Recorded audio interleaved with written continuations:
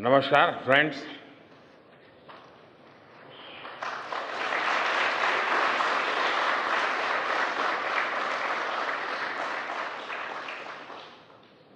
आप सभी के बीच आकर आज एक अलग ही खुशी महसूस कर रहा हूं। शायद ऐसी खुशी बहुत रेयर ओकेजन होते हैं जब तन मन खुशियों से भर गया हो।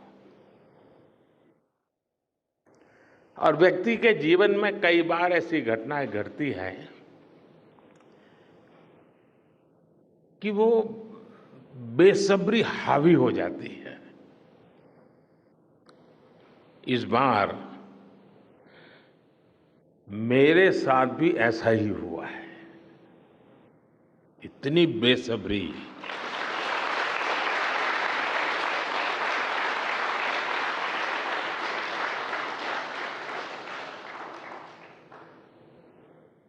मैं साउथ अफ्रीका में था, फिर ग्रीस का कार्यक्रम था तो वहां चला गया, लेकिन मेरा मन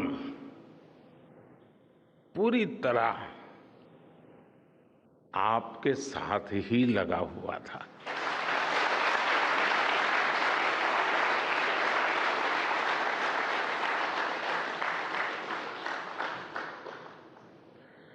लेकिन कभी कभी लगता है कि मैं आप लोगों के साथ अन्याय कर देता हूं। बेसब्री मेरी और मुसीबत आपकी।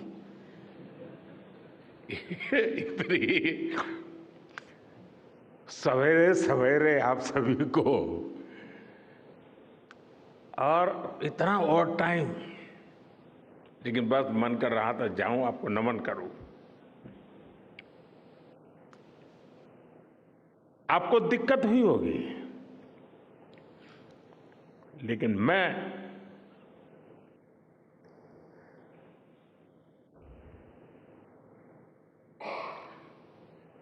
भारत में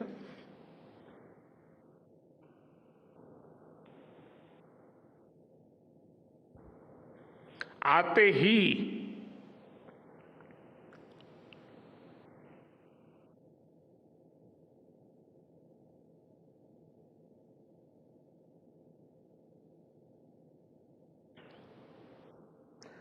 जल्द से जल्द आपके दर्शन करना चाहता था।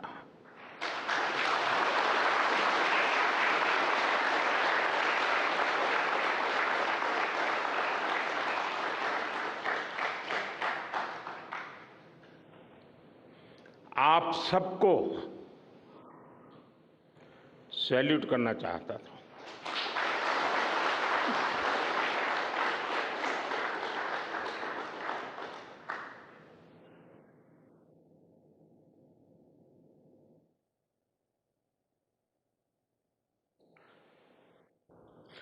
सैल्यूट आपके परिश्रम को, सैल्यूट आपके धैर्य को, सैल्यूट आपकी लगन को, सैल्यूट आपकी जीवटता को, सैल्यूट आपके जज्बे को। आप देश को जिस ऊंचाई पर लेकर गए हैं, ये कोई साधारण सफलता नहीं है। ये अनंत अंतरिक्ष में भारत के वैज्ञानिक सामर्थ्य का शंखनाद है।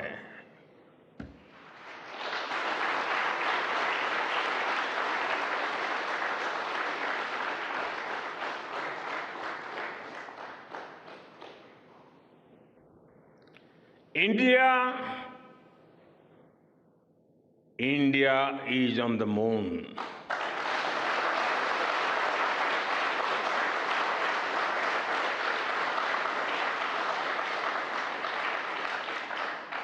We have our national pride placed on the moon.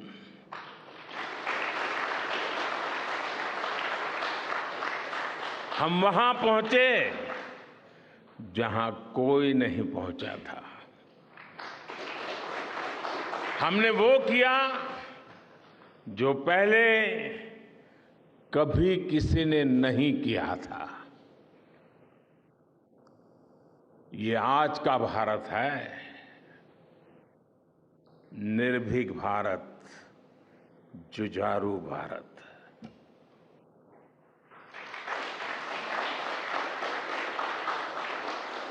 ये वो भारत है जो नया सोचता है, नए तरीके से सोचता है, जो डार्क जोन में जाकर भी दुनिया में रोशनी की किरण फैला देता है।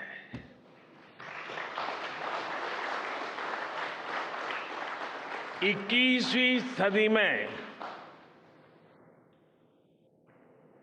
यही भारत दुनिया की बड़ी बड़ी समस्याओं का समाधान करेगा।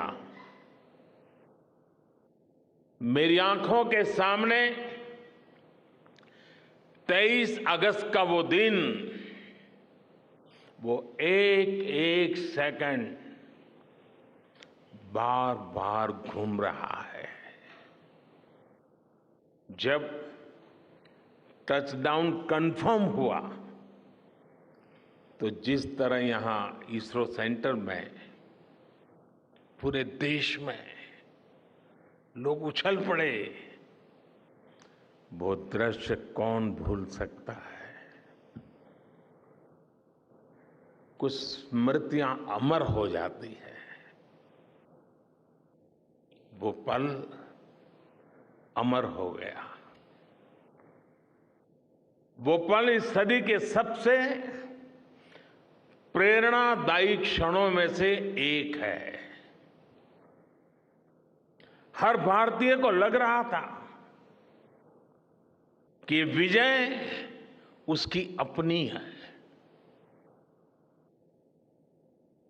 खुद महसूस करता था।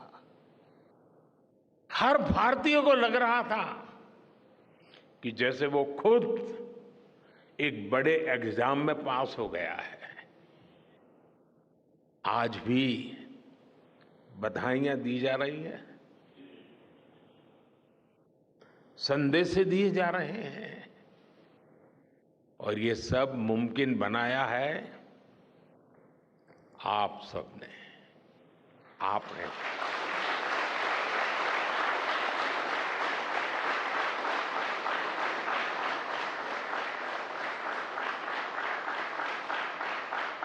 देश के मेरे वैज्ञानिकों ने ये मुमकिन बनाया है। मैं आप सबका जितना गुणगान करूं वो कम है। मैं आपकी जितनी सराहना करूं वो कम है। साथियों,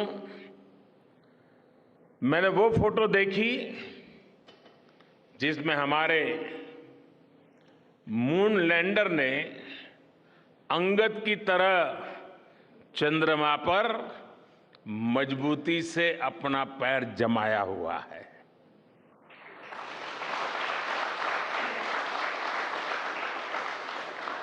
एक तरफ विक्रम का विश्वास है तो दूसरी तरफ प्रज्ञान का पराक्रम है।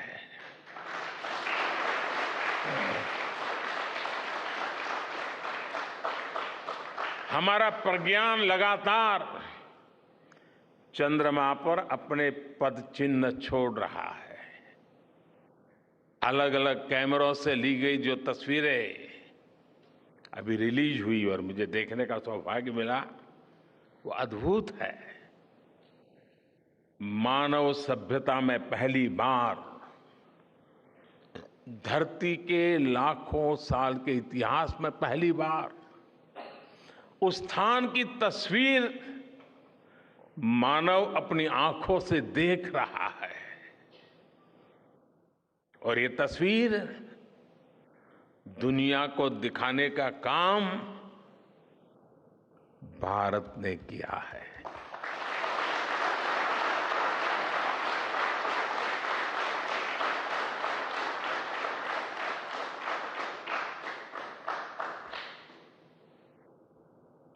आप सभी वैज्ञानिकों ने किया है।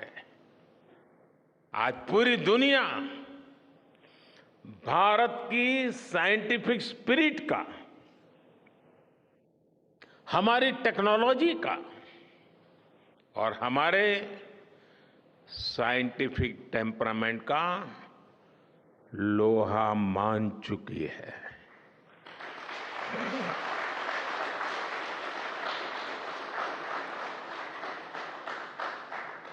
चंद्रयान महाअभियान सिर्फ भारत की नहीं बल्कि पूरी मानवता की सफलता है।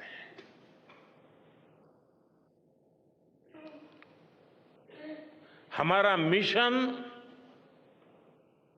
जिस क्षेत्र को एक्सप्लोर करेगा उससे सभी देशों के लिए मून मिशंस के नए रास्ते खुलेंगे। ये चांद के रहस्य को तो खोलेगा ही, साथ ही धरती की चुनौतियों के समाधान में भी मदद करेगा। आपकी इस सफलता के लिए मैं एक बार फिर सभी वैज्ञानिकों को, टेक्नीशियंस, इंजीनियर्स और चंद्रयान महाअभियान से जुड़े सभी सदस्यों को बधाई देता हूं।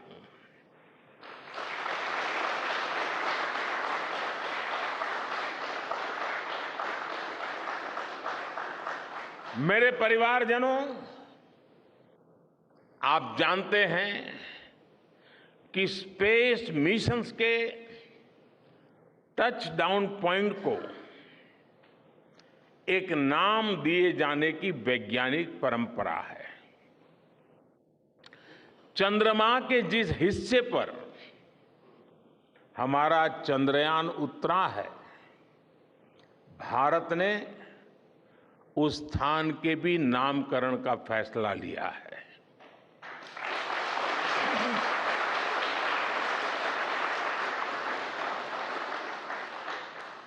जिस स्थान पर चंद्रयान 3 का मून लैंडर उतरा है, अब उस पॉइंट को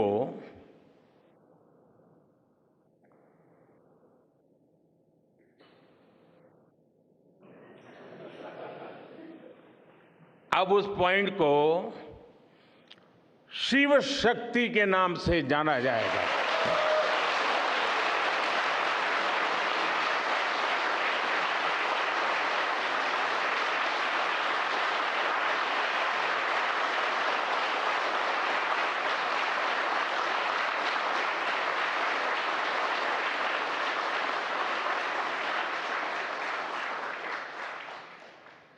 शिव में मानवता के कल्याण का संकल्प समाहित है और शक्ति से हमें उन संकल्पों को पूरा करने का सामर्थ्य मिलता है। चंद्रमा का शिव शक्ति पॉइंट हिमालय से कन्याकुमारी से जुड़े होने का बोध कराता है।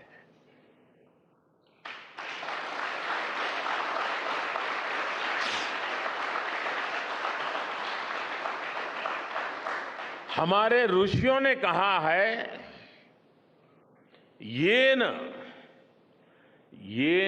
कर्माण्य पशो मनीषिणो यज्ञे कुण्वन्ति वित्तेषु धीरः यत्पूर्व यक्ष्मन्तः प्रजानां तन्मे मनः शिव संकल्पमस्तु। अर्थात जिस मन से हम कर्तव्य कर्म करते हैं, विचार और विज्ञान को गति देते हैं, और जो सबके भीतर मौजूद है, वो मन शुभ और कल्याणकारी संकल्पों से जुड़े।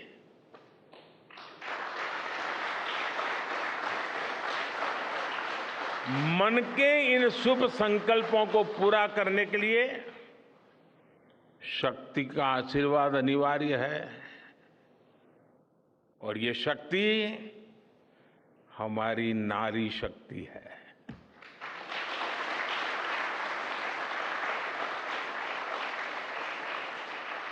हमारी माताएं बहनें हैं।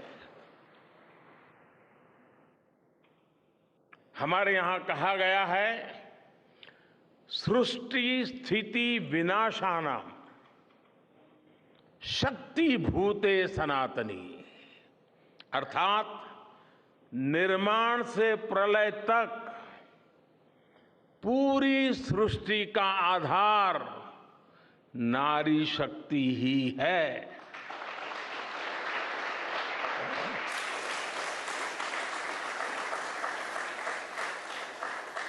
आप सबने देखा है, चंद्रयान 3 में देश ने, हमारी महिला वैज्ञानिकों ने,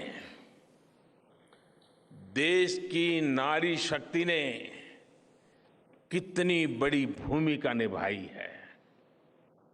चंद्रमा का शिव शक्ति पॉइंट सदियों तक भारत के इस वैज्ञानिक और दार्शनिक चिंतन का साक्षी बनेगा।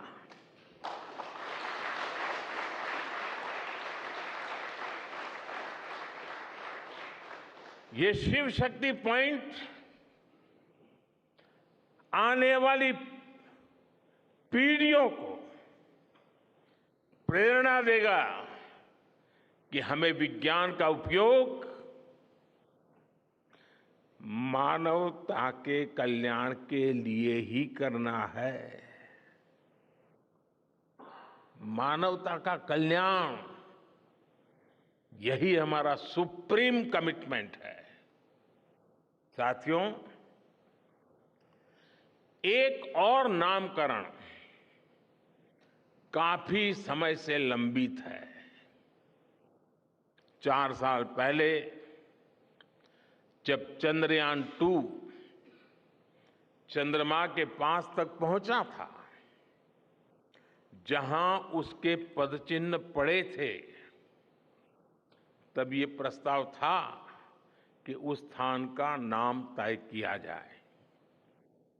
लेकिन उन परिस्थितियों में निर्णय लेने के स्थान पर हमने प्रण लिया कि जब चंद्रयान 3 सफलतापूर्वक चांद पर पहुंचेगा, तब हम दोनों पॉइंट का नाम एक साथ रखेंगे।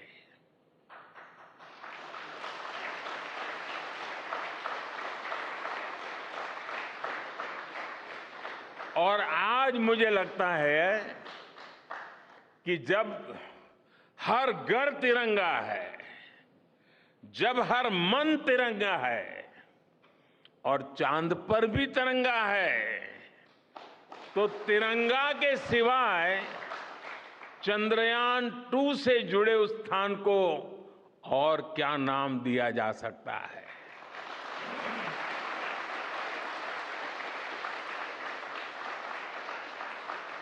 इसलिए चंद्रमा के जिस स्थान पर चंद्रयान 2 ने अपने पदचिन्ह छोड़े हैं, वो पॉइंट अब तिरंगा कहलाएगा।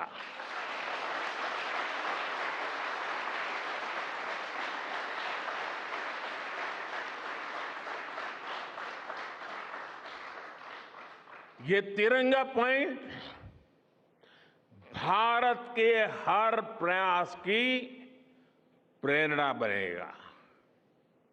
ये तिरंगा पॉइंट हमें सीख देगा कि कोई भी विफलता आखिरी नहीं होती। अगर दृढ़ इच्छा शक्ति हो तो सफलता मिलकर के ही रहती है। यानी मैं फिर दोहरा रहा हूं, चंद्रयान-2 के पद चिन्ह जहां है, वो स्थान आज से तिरंगा पॉइंट कहलाएगा। और जहां पर चंद्रयान-3 का मून लैंडर पहुंचा है, वो स्थान आज से शिव शक्ति पॉइंट कहलाएगा।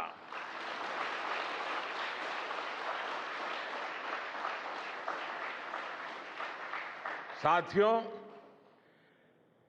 आज भारत दुनिया का चौथा ऐसा देश बन चुका है जिसने चंद्रमा की सतह को छुआ है। ये सफलता तब और अधिक बड़ी हो जाती है जब हम ये देखते हैं कि भारत ने अपनी यात्रा कहां से शुरू की थी। एक समय था जब भारत के पास जरूरी तकनीक नहीं थी, सहयोग भी नहीं था। हमारी गिनती थर्ड वर्ल्ड यानी थर्ड रॉ में खड़े देशों में होती थी। थर्ड वर्ल्ड थर्ड रॉ में खड़े हुए लोगों में होती थी। वहां से निकलकर आज भारत दुनिया की 5वीं सबसे बड़ी अर्थव्यवस्था बना है।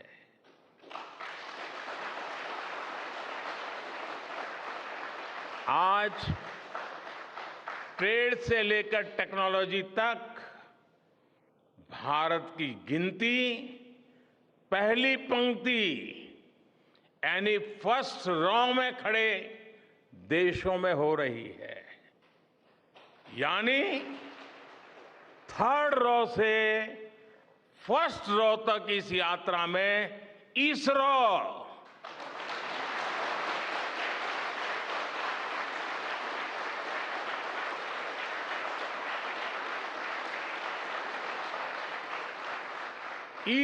जैसी संस्थानों की बहुत बड़ी भूमिका रही है।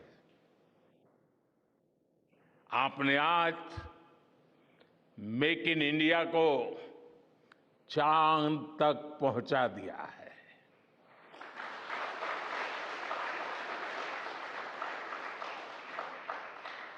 मेरे परिवारजनों, मैं आज आपके बीच आकर विशेष तौर पर देशवासियों को आपकी मेहनत के बारे में बताना चाहता हूं। जो मैं बातें बता रहा हूं वो आपके लिए नई नहीं है, लेकिन आपने जो किया है, जो साधना की है, वो देशवासियों को भी पता होना चाहिए। भारत के दक्षिण हिस्से से चंद्रमा के दक्षिणी ध्रुव तक चंद्रयान की ये यात्रा आसान नहीं थी। मून लैंडर की सॉफ्ट लैंडिंग सुनिश्चित करने के लिए हमारे वैज्ञानिकों ने इसरो की रिसर्च फैसिलिटी में आर्टिफिशियल मून तक बना डाला। इस आर्टिफिशियल मून पर विक्रम लैंडर को अलग अलग तरीके से सरफेस पर उतारकर उसका टेस्ट किया गया था। अब इतने सारे एग्जाम देकर हमारा मून लैंडर वहां गया है तो उसे सक्सेस मिलनी ही मिलनी थी।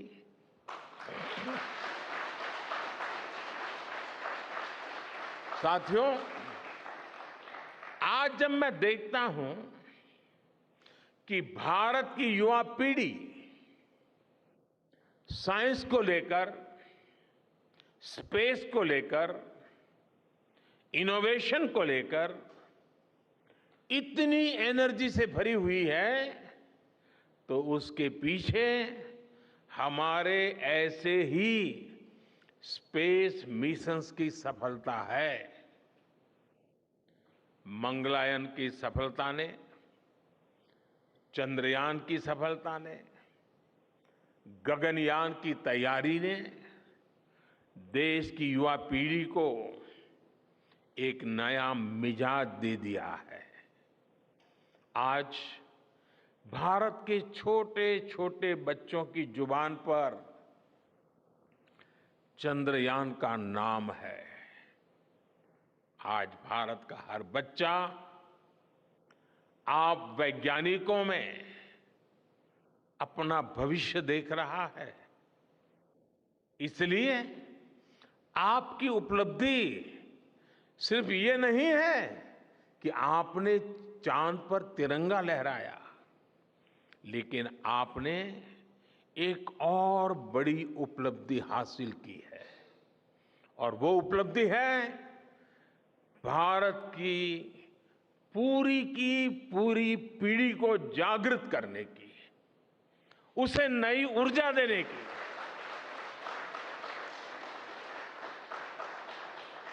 आपने एक पूरी पीढ़ी पर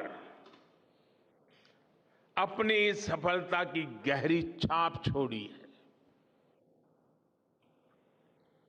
आज से कोई भी बच्चा रात में जब चंद्रमा को देखेगा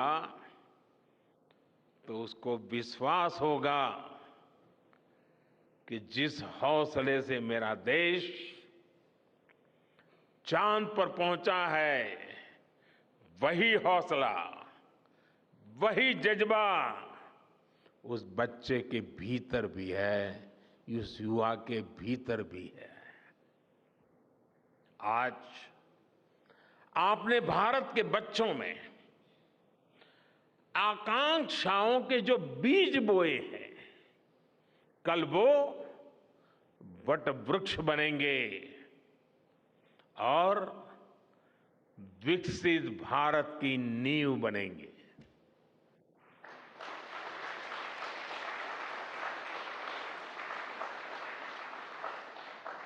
हमारी युवा पीढ़ी को निरंतर प्रेरणा मिलती रहे, इसके लिए एक और निर्णय लिया गया है। 23 अगस्त को जब भारत ने चंद्रमा पर तिरंगा फहराया, उस दिन को अब हिंदुस्तान नेशनल स्पेस डे के रूप में मनाया जाएगा।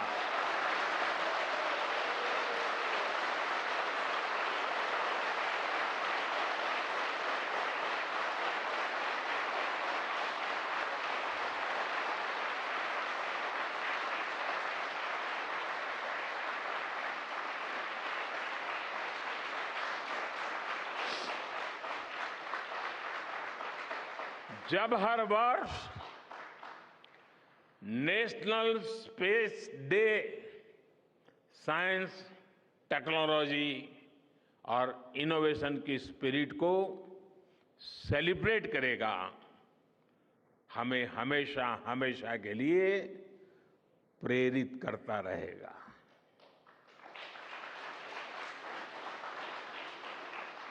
मेरे परिवारजनों, आप भी जानते हैं कि स्पेस सेक्टर का जो सामर्थ्य है,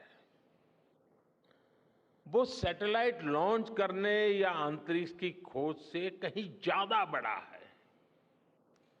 स्पेस सेक्टर की एक बहुत बड़ी ताकत है जो मैं देखता हूं वो है ईज ऑफ लिविंग और ईज ऑफ गवर्नेंस। आज देश में स्पेस एप्लीकेशंस को गवर्नेंस के हर पहलू से जोड़ने की दिशा में बहुत बड़ा काम हुआ है। आप लोगों ने जब मुझे प्रधानमंत्री के रूप में काम का दायित्व दिया तो प्रधानमंत्री बनने के बाद मैंने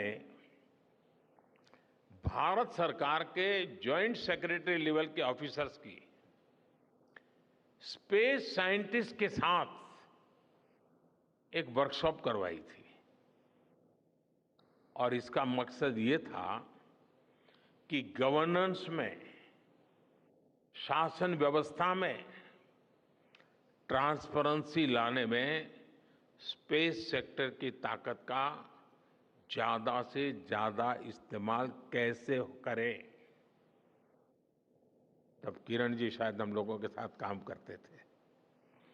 इसी का नतीजा था जब देश ने स्वच्छ भारत अभियान शुरू किया, शौचालयों का निर्माण शुरू किया, करोड़ों घरों को बनाने का अभियान चलाया, तो इन सब के मॉनिटरिंग के लिए, उसकी प्रगति के लिए स्पेस साइंस ने बहुत मदद की। आज देश में दूर दराज के इलाके में एजुकेशन, कम्युनिकेशन और हेल्थ सर्विसेज पहुंचाने में स्पेस सेक्टर की बहुत बड़ी भूमिका है।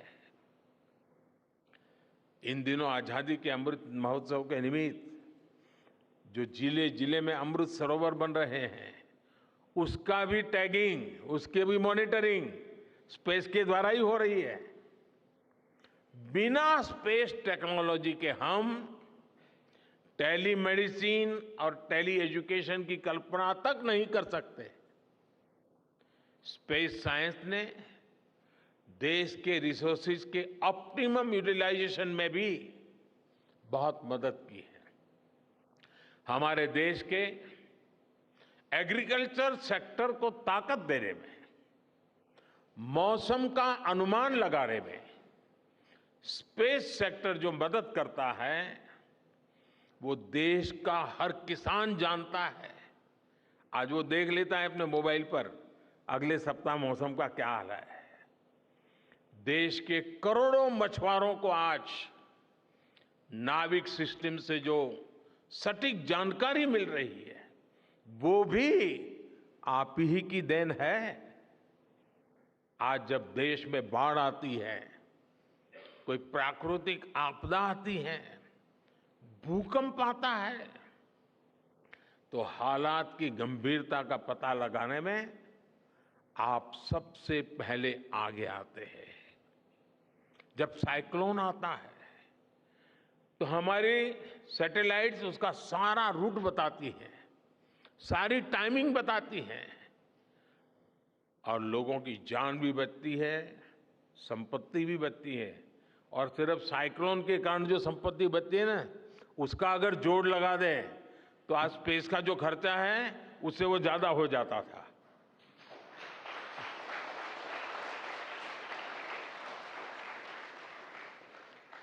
हमारे PM Gatishakti national master plan का आधार भी स्पेस टेक्नोलॉजी ही है। और आज दुनिया भारत के इस गतिशक्ति प्लेटफॉर्म का अध्ययन कर रही है कि प्लानिंग और मैनेजमेंट में ये प्लेटफॉर्म कितना उपयोगी हो सकता है। इससे प्रोजेक्ट्स की प्लानिंग, एजुकेशन और मॉनिटरिंग में काफी मदद मिल रही है। समय के साथ बढ़ता हुआ स्पेस एप्लीकेशन का ये दायरा हमारे युवाओं के लिए अपॉर्चुनिटीज भी बढ़ा रहा है, अवसर बढ़ा रहा है। और इसलिए आज मैं एक सुझाव भी देना चाहता हूं और मैं चाहूंगा कि आपके यहां से जो रिटायर्ड लोग हैं वे इसमें काफी मदद कर सकते हैं। अब ये मत बोलिएगा कि इतनी सुबह सुबह मोदी जी यहां आए और कुछ काम भी दे करके जा रहे हैं। साथियों, मैं चाहूंगा कि इसरो, केंद्र सरकार के विभिन्न मंत्रालय और राज्य सरकारें मिलकर गवर्नेंस में स्पेस टेक्नोलॉजी पर एक नेशनल हैकाथॉन का आयोजन करें। इस हैकाथॉन में ज्यादा से ज्यादा युवा, ज्यादा से ज्यादा यूनिवर्सिटी, ज्यादा से ज्यादा नौजवान वो शामिल हो, जुड़े। मुझे विश्वास है ये नेशनल हैकाथॉन हमारी गवर्नेंस को और प्रभावी बनाएगा, देशवासियों को मॉडर्न सॉल्यूशंस देगा। और साथियों, आपके अलावा मैं अपनी युवा पीढ़ी को एक और टास्क अलग से देना चाहता हूं। और होमवर्क के दिए बिना बच्चों को काम करने का मजा नहीं आता है। आप सब जानते हैं कि भारत वो देश है जिसने हजारों वर्ष पूर्व ही धरती के बाहर अनंत अंतरिक्ष में देखना शुरू कर दिया था। हमारे यहां सदियों पहले अनुसंधान परंपरा के आर्यभट्ट, ब्रह्मगुप्त, वराहमिहिर और भास्कराचार्य जैसे ऋषि मनीषी हुए थे। जब धरती के आकार को लेकर भ्रम था, तब आर्यभट्ट ने अपने महान ग्रंथ आर्यभट्टीय में धरती के गोलाकार होने के बारे में विस्तार से लिखा था। उन्होंने एक्सिस पर पृथ्वी की रोटेशन और उसकी परिधि की गणना भी लिख दी थी। इसी तरह सूर्य सिद्धांत जैसे ग्रंथों में भी कहा गया है, सर्वत्रैव महिगोले, सर्वत्रैव महिगोले स्वस्थानम उपरि स्थितम मन्यन्ते खेयतो गोलस तस्य क्व ऊर्ध्वं क्व वादः। अर्थात पृथ्वी पर कुछ लोग अपनी जगह को सबसे ऊपर मानते हैं, लेकिन ये गोलाकार पृथ्वी तो आकाश में स्थित है, उसमें ऊपर और नीचे क्या हो सकता है, ये उस समय लिखा गया था। ये तो मैंने सिर्फ एक श्लोक बताया है। ऐसी अनगिनत रचनाएं हमारे पूर्वजों ने लिखी हुई है। सूर्य, चंद्रमा और पृथ्वी के एक दूसरे के बीच में आने से ग्रहण की जानकारी हमारे कितने ही ग्रंथों में लिखी हुई पाई जाती है। पृथ्वी के अलावा अन्य ग्रहों के आकार की गणनाएं, उनके मूवमेंट से जुड़ी जानकारी भी हमारे प्राचीन ग्रंथों में मिलती है।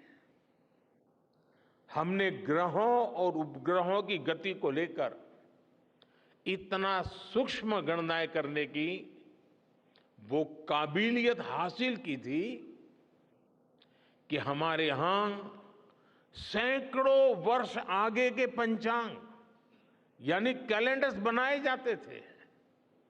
इसलिए मैं इससे जुड़ा एक टास्क अपनी नई पीढ़ी को देना चाहता हूं, स्कूल कॉलेज के बच्चों को देना चाहता हूं। मैं चाहता हूं कि भारत के शास्त्रों में जो खगोलीय सूत्र है, उन्हें साइंटिफिकली प्रूव करने के लिए, नए सिरे से उनके अध्ययन के लिए नई पीढ़ी आगे आए। ये हमारी विरासत के लिए भी जरूरी है और विज्ञान के लिए भी जरूरी है। आज जो स्कूल के, कॉलेज के, यूनिवर्सिटी के स्टूडेंट्स हैं, रिसर्चर्स हैं, उन पर एक तरह से ये दोहरा दायित्व है। भारत के पास विज्ञान के ज्ञान का जो खजाना है वो गुलामी के लंबे कालखंड में दब गया है, छिप गया है। आजादी के इस अमृत काल में हमें इस खजाने को भी खंगालना है, उस पर रिसर्च करनी है और दुनिया को भी बताना है। दूसरा दायित्व ये कि हमारी युवा पीढ़ी को आज के आधुनिक विज्ञान, आधुनिक टेक्नोलॉजी को नए आयाम देने हैं। समंदर की गहराइयों से लेकर आसमान की ऊंचाई तक, आसमान की ऊंचाई से लेकर अंतरिक्ष की गहराई तक आपके लिए करने के लिए बहुत कुछ है। आप डीप अर्थ को भी देखिए और साथ ही डीप सी को भी एक्सप्लोर करिए। आप नेक्स्ट जनरेशन कंप्यूटर बनाइए और साथ ही जेनेटिक इंजीनियरिंग में भी अपना सिक्का जमाइए। भारत में आपके लिए नई संभावनाओं के द्वार लगातार खुल रहे हैं।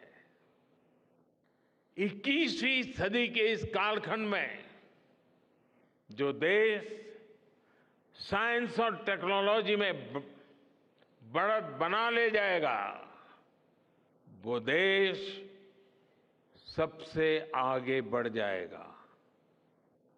साथियों, आज बड़े बड़े एक्सपर्ट्स कह रहे हैं कि अगले कुछ वर्षों में भारत की स्पेस इंडस्ट्री $8 बिलियन से बढ़कर $16 बिलियन की हो जाएगी। सरकार भी इस बात की गंभीरता को समझते हुए स्पेस सेक्टर में लगातार रिफॉर्म कर रही है।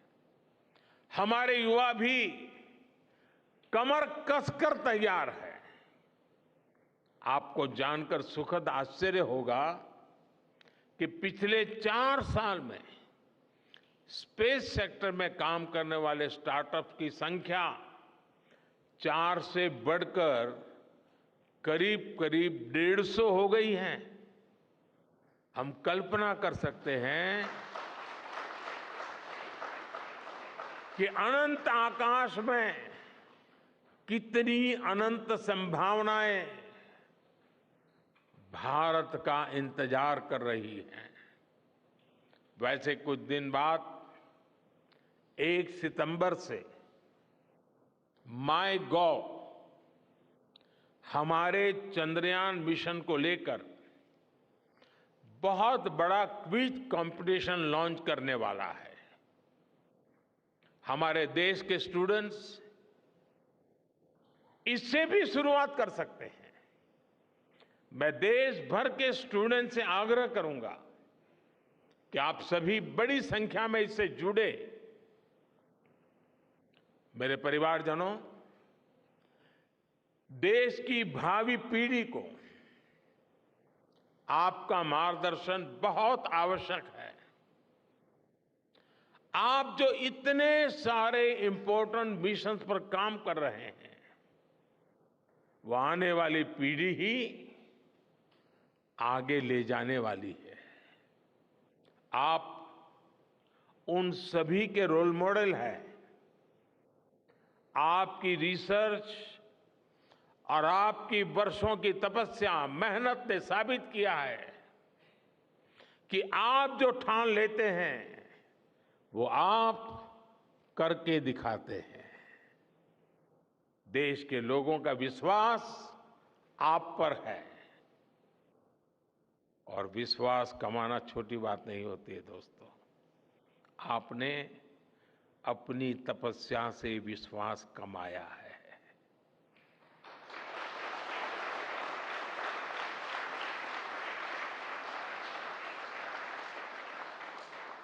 देश के लोगों का आशीर्वाद आप पर है। इसी आशीर्वाद की ताकत से, देश के प्रति इसी समर्पण भाव से भारत साइंस एंड टेक्नोलॉजी में ग्लोबल लीडर बनेगा। और मैं आपके बीच बड़े विश्वास के साथ बताता हूं, इनोवेशन की हमारी यही स्पिरिट ही 2047 में विकसित भारत के सपने को साकार करेगी। इसी विश्वास के साथ मैं फिर एक बार आप सबके दर्शन करके पावन हुआ हूं। देशवासी गौरव से भरे हुए हैं। सपने बहुत तेजी से संकल्प बन रहे हैं और आपका परिश्रम उन संकल्प को सिद्धि के तक ले जाने के लिए बहुत बड़ी प्रेरणा बन रहा है। आपको जितनी बधाई दूं कम है, जितना अभिनंदन करूं कम है। मेरी तरफ से करोड़ों करोड़ों देशवासियों की तरफ से, दुनिया भर की साइंटिफिक कम्युनिटी की तरफ से अनेक अनेक धन्यवाद, बहुत बहुत शुभकामनाएं। भारत माता की, भारत माता की, भारत माता की। धन्यवाद।